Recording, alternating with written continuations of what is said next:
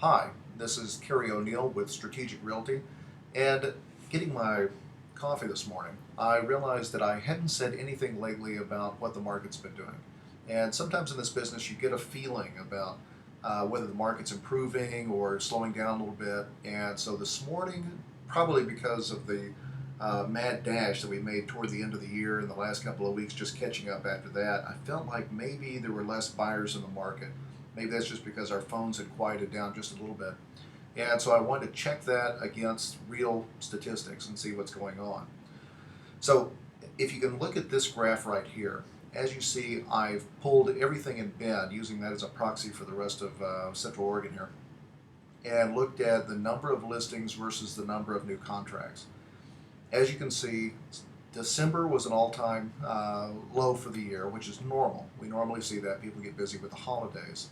And you expect to see an improvement in January. Of course, January numbers aren't in yet.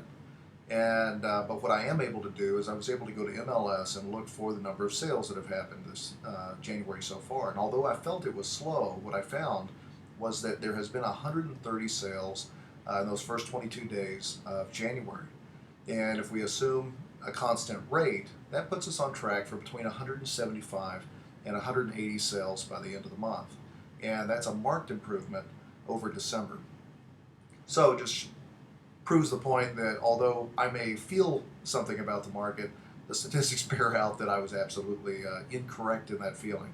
Looks like January is going to end up, as long as everything stays on pace for the rest of the month, going to end up to be a much better month than it was in December. Inventories are still dropping. That's why it's always a great time to put a house on the market. It's because you're competing against less folks.